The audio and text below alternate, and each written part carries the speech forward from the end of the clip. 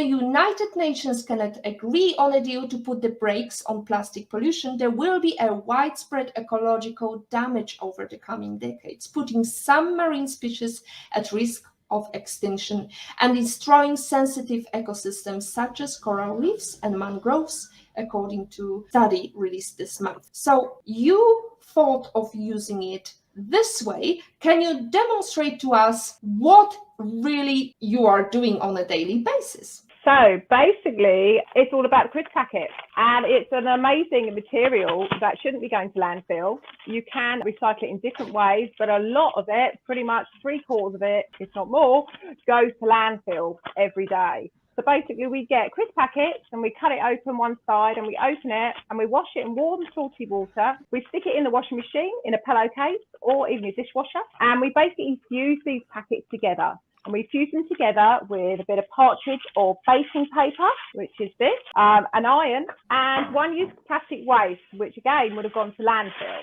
We get this disposal company down on the south coast, but you can get this from any supermarket, and we basically fuse them together to make a survival sheet. This is 44 crisp packet, or you could make one a little bit bigger. I'll just quickly open this up for you to show you. It takes about an hour and a half to make. And these are a life-saving bit of kit that our less fortunate community like because they can use them in all different ways. These are also really good to keep in your car if you sadly have to come across an accident or anything like that. So when you're on a marathon or something like that, because the flexion of the crisp packet goes back into your body to keep you warmer. So basically, if I plug my iron in quickly, I can quickly show you how you fuse your crisp packets together. Just bear with me a second. Yay! A little bit of DIY this evening. Yeah, quite easy. And actually, this project has helped so many people, not just on the streets. It's obviously helping one-use plastics, but it's helped people throughout the pandemic because they're getting busy at home and doing all different things.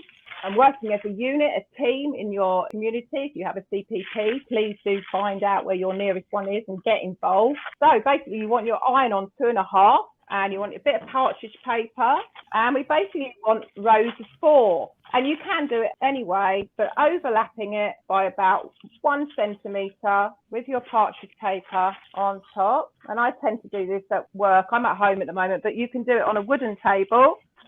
And it basically just fused together like this. Fabulous. And you can use bigger bags, smaller bags. You'll find certain colours, certain thicknesses aren't as good for our demonstrations. And I find these softer bags work better for us.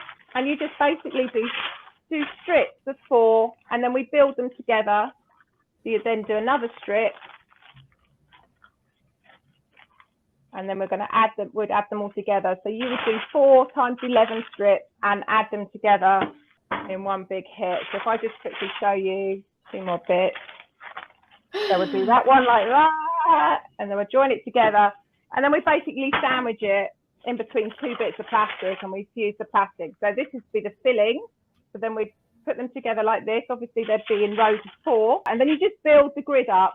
And then you would get the plastic waste and you would fuse it over the top like that. I'll just quickly show you that. So you do this both sides and see how it just fuses on there. So good, this material now, when it's like this, it looks a bit like leather. And the more you scrunch it up, the more it gets durable, which is really good.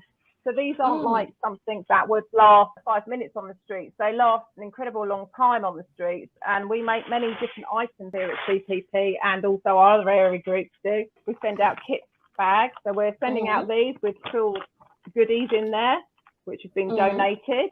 We make sleeping bags, which is 135 crisp packets now, which is like a biffy bag that you can either use as a sleeping bag or put your sleeping bag inside of it.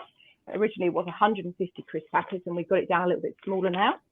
Obviously we've got the survival sheet, which is what I showed you first off. They can be 44 crisp packets or 75 crisp packets. And then we have pillows. We have nice pillows, again filled with clear plastic waste. We'd also do plastic waste with weave mats as well, which are really comfortable for our less fortunate community, bless them.